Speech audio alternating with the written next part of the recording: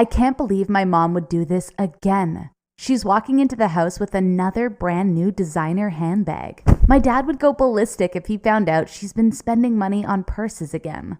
My mom has a serious shopping addiction. She tries to hide it from us, but she talks to her fancy friends about it all the time. She thinks I can't hear her because I'm deaf. Well, surprise, I can. Since I was 7 years old, my hearing started to deteriorate. It's because of a rare ear disease. By the age of 10, I was completely deaf. We tried operations and treatments, but nothing worked. I had to go to a school for students with hearing and sight disabilities. It was extremely traumatic. I had to learn sign language and reading lips. Luckily, I made a few good friends. I felt really miserable. One day during break time, I fell to the ground in tears. I couldn't believe that I would never be able to listen to music again or hear anyone's voice. My friend, Rosie, pulled me to the side. She was acting really strange. "I have a secret," she mouthed. From her pocket, she took a hearing aid. "It's really powerful," she mouthed. "Give it a try." At first, I was hesitant, but what did I have to lose? To my shock, it worked. I could hear birds and cars. I could hear Rosie laughing. It was a miracle. Rosie gave it to me and said, "Keep it until you feel a bit better." I decided not to tell my parents about it. I was sure they knew something like this existed, and they never bothered to buy me one. Also, I wanted to know if they kept anything from me. That night, I could hear my parents fighting about money and purses. "I'm making all the money, and you're spending it on handbags," said my dad. "Oh, honey, it doesn't cost that much. You know that. It's all for the show." Even though it was really great to hear again, I didn't like listening to my parents fighting. But nothing could prepare me for the secrets that I would find out next. That night, my parents got all dressed up. My mom was showing off her new glittering designer dress and matching shoes. Off they went to a fancy dinner at some rich guy's house. My dad was only a small shop manager, and my mother stayed at home. Where did they get all that money from? Luckily, I was old enough and didn't need a babysitter. I watched some TV with the sound turned to full volume. Suddenly, there was a knock at the door. I got a fright and switched off the TV. The knock became louder and louder. I looked through the peephole. It was a lady. She seemed distressed. "It's Mia. Open up. Open up. They're looking for me." Everything in my body told me not to open the door, but I did it anyway. I had my sign nearby. "I can't hear you. I'm deaf." I showed it to the lady as she forced her way in. She was going on a total rant about purses and something about the police and where my parents were. She looked as though she hadn't slept in days. I guided her to the couch. She seemed harmless, so I made her a cup of tea and gave her some leftover pizza. She said, "Thank you," but I shrugged my shoulders, pretending not to know what she was saying. In a matter of moments, the lady fell asleep. She was snoring so loudly. Finally, my parents came into the house. They were arguing again. My mom said, "If you didn't give it all away, we'd be rich by now." To which my dad replied, "If you would have just stuck to the plan, I wouldn't have given it all away." Then they saw me. "Honey, you're still awake." I pointed to the sofa. My mom was completely shocked. Mia, what are you doing here?" My dad used sign language to tell me that it was my mom's childhood friend. Then he told me to go to my room. So I did. I tried to listen to my parents and what they were saying when something really weird happened. My hearing aid started to buzz. It made these strange noises like a radio tuning into a station. Was I picking up signals? It doesn't seem like Mia will be coming out of that house tonight. I quickly jumped to look out of the window. A black SUV was standing outside. 2 men were sitting in the front. It looked like one had a hand radio. I heard them talking. "Let's go. We can catch up with her tomorrow. We don't want them seeing us." The SUV drove off. A few moments after the 2 guys left, I could see my parents and Mia walking to her car. They opened the trunk and removed 5 big black bags from it. My dad said, "We'll keep them in the safe." Did we have a safe? I never knew that. I could hear them walking to my dad's study. We weren't allowed in there. I followed them and hid behind the door.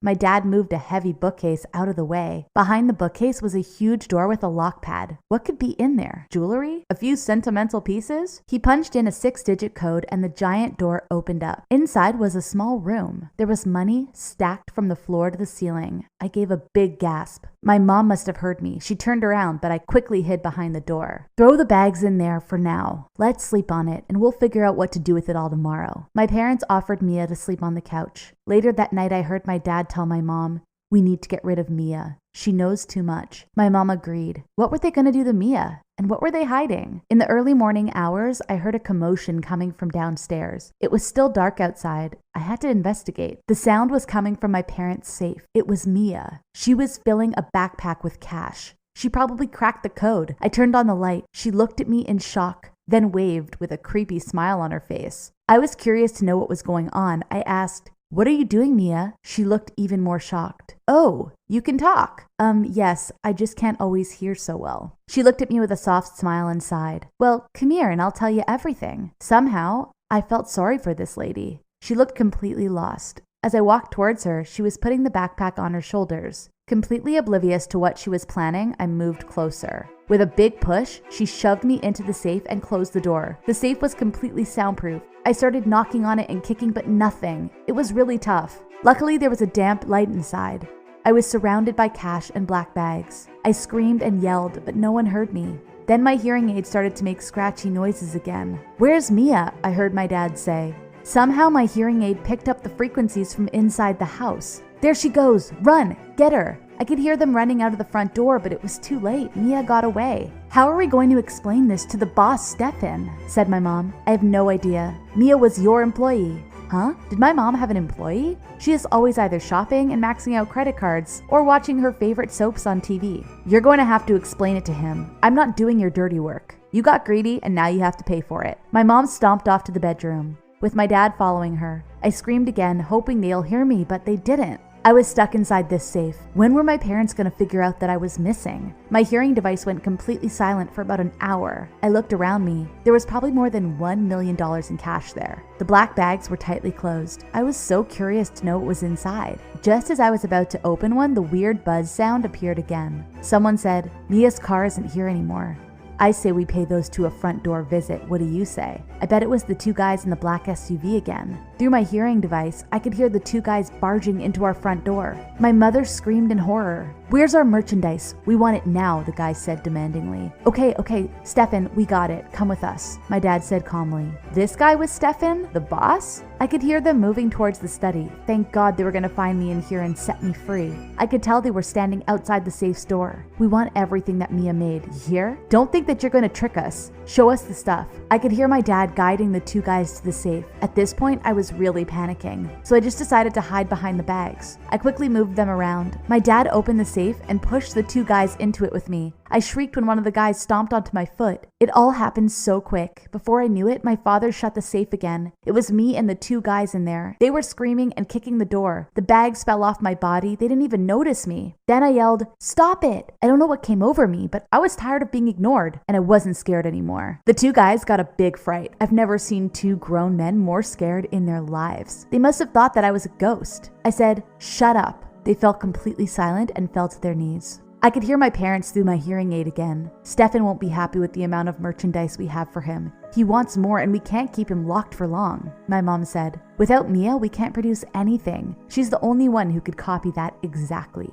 What were they talking about? Then it hit me. The merchandise is probably inside these black bags. The two guys stared at me as I tore open the black bags that came from Mia's car. One of them even started praying. He really thought I was a ghost. I went, "Boo!" and he gave a shrill scream. As the secret was finally revealed, it was a bunch of handbags made with shiny stones and beautiful fabrics. Stefan and his friend's eyes were wide open. For the first time, I understand my mom's obsession with designer bags. They were truly magnificent. Stefan broke his silence and asked, "Creature of the night, where did you find these handbags?" Everything finally made sense. Mia was the one who made knockoff designer handbags. My parents probably sold them to Stefan, who then sold them on the black market. They were complete fraudsters. I could hear my mother say, "We have to let them out now." I decided to take matters into my own hands and played along with their illusion. I put on a ghost voice and chanted, "Mia, she's the one. Leave these people alone. Never come back. Promise me. Promise." The two men were nodding their heads and shaking. At that moment, my mother opened the safe's door. The two men rushed out of the safe screaming. My parents didn't even notice me. They ran after Stefan. They were probably in such a state of shock that they left the safe's door open. I could finally escape.